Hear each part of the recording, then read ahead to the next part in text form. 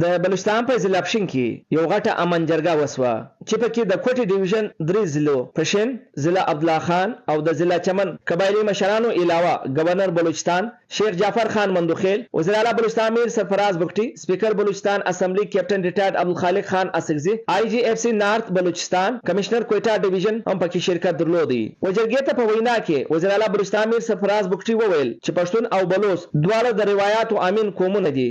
په سرحدي اضلاع کې د ټولو زیاته وطن دوستي ده.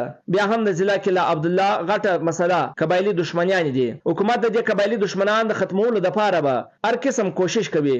پښتون او بلوچ عوام ته د ټولو زیاتو د امن ضرورت دی. जरगे हमारे जो हैं ये सिलसिला हमने जोत से शुरू किया था और उसके बाद हम खुददार और तुरबत भी जा चुके हैं। मकसद ये है कि मिलिट्री और सिविल लीडरशिप इकट्ठे होती है और लोगों के मसाइल उनकी दहलीज पे हल करने की एक कोशिश है, जहाँ पर उनके इलेक्टेड रिप्रेजेंटेटिव्स भी होते हैं और हमारी ब्यूरोक्रेसी के लोग भी होते हैं। मकसद यही है कि किसी तरीके से इस बलूचिस्तान को दोबारा अमन की तरफ ले जाया जाए और उसके लिए जहाँ पर यूज़ ऑफ फोर्स की ज़रूरत है वहाँ पर यूज़ ऑफ फोर्स की जाए और जहाँ पर लोगों को इंटीग्रेट करने की ज़रूरत है, जहाँ लोगों के साथ बातचीत करने की ज़रूरत है, जहाँ लोगों को गले लगाने की ज़रूरत है, तो उस काम को भी साथ साथ करें. په جرګه کې د دوی سره ضلعو قبایلی مشرانو حکومتي حکام په خپلو مسایلو باندې آګاه کړل. 100% امید دی چې دا د نن وزیر اعلی صاحب او گورنر صاحب دا کوم خبري وکړي د حکومت په بابت کې د کارکردګۍ په بابت کې نو ډیر تسلی او د جرګه ته ورکړه.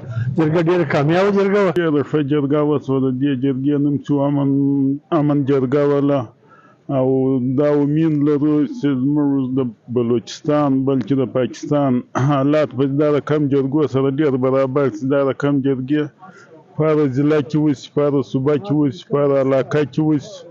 نو په دغه کې به کم حکومت و عوام دي هغه به سره نږدې شي، هغه دوی کومې غلط فهمیانې دي هغه به سره لرې شي. چونکې دا د فوج او د عوامو در مابین چې کوم دوری ده دا به ډېر نږدېکت راولي. یقینا دا زموږ کوچني مسایل او غټ مسایل د داسې جرګو له لارې حل کېدلی شي، چونکې دوی موږ واورېدو موږ دوی واورېدو. زموږ په منځ کې چې کوم لروالی دي هغه په نږدېکت سره بدلیږي. دغه جرګې زه خواست کوم په کار دا جرګې په هر ډسټرکټ کې په هر تحصیل لیول باندې وشي. په دې کې خلکو مطلب ډیر شي تجاوزونه پیښ کړو په کار د پیپ جنریشن دی. په دې کې د خلک چې کوم پیک یا ډین چې یا پیک کارونه کوي د دې باید دور شي. وګوره موږ دلته نن په جرګه کې ډیر مثبت خلک ولیدل او ډیر مثبت کردار پکې ادا کوي. نو په کار د چې زموږ د دوی په منځ کې لکه څنګه چې کور کمانډر ول زموږ په منځ کې محبت او مینه راځي نو بیا موږ تاسو کار کولای شو. کچیر زموږ په منځ کې دوریان یي نو کېدای شي د عوامو د پوج په مابین کې دوریان زیات شي.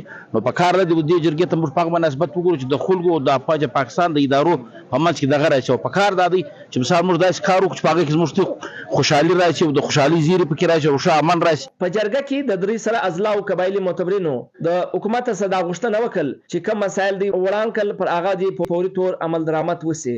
د کیمرا ټیم سره اختر ګل فام سنو خیبر پښتونخوا پښین.